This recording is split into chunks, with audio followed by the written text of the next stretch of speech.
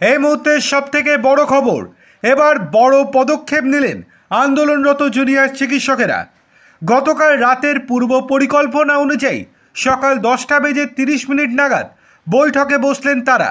ওই বৈঠকে কারা কারা উপস্থিত আছে চলুন বিস্তারিত জেনে নেওয়া যাক। গতকাল সন্ধ্যেতে রাজ্যের মুখ্য সচিব মনোজ পন্থের সাথে বৈঠক করেন জুনিয়র ডাক্তাররা।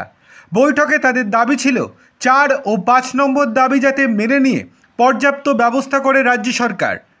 রাজ্যের মুখ্য সচিব মৌখিক আশ্বাস দিলেও মিনিটসে সই করেননি তিনি, আর তাতেই ক্ষেপে ওঠেন জুনিয়র ডাক্তাররা। গতকাল বৈঠক থেকে বেরিয়ে তারা সাফ জানান তারা ভীষণভাবে হতাশ। লাইভ স্ট্রিমিংয়ের দাবি যে সঠিক ছিল এটার থেকে প্রমাণ হয়ে যাচ্ছে। তারা ধর্ণা তুলবে না, সাফ জানিয়ে দেন। পরবর্তী পদক্ষেপ কী হবে নিজেদের আইনজীবীর সাথে বৈঠকের পর তারা জানাবেন, এটাই বলেছিলেন গতকাল রাতে তারা। জানা যাচ্ছে আজকে সকাল 10:30 নাগাদ জুনিয়র চিকিৎসকদের 15 জনের একটি দলের সাথে অনলাইন মিটিংয়ে অংশগ্রহণ করেছেন বিশিষ্ট আইনজীবী ইন্দিরা জয় সিং এবং আইনজীবী করুণা নন্দী।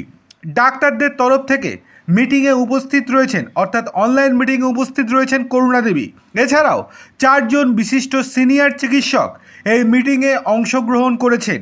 দেখার বিষয় এই মিটিংয়ে ঠিক কী কী বিষয় নিয়ে আলোচনা হয়, লাইভ স্ট্রিমিং নিয়ে কোনো কথা হয় কি না, 4 ও 5 নম্বর দাবি নিয়ে কি আলোচনা হয়, অথবা বিনীত গোয়েলকে নিয়ে কোনো কিছু আলোচনা হয় কি না, কিংবা জুনিয়র ডাক্তারদের পরবর্তী পদক্ষেপ কি হবে সেটা মিটিং শেষেই জানা যাবে। তবে জুনিয়র ও সিনিয়র ডাক্তাররা যে ভীষণভাবে অসন্তুষ্ট সেটা মিটিং শুরুর আগে আরও একবার স্পষ্ট করে দিয়েছেন তারা।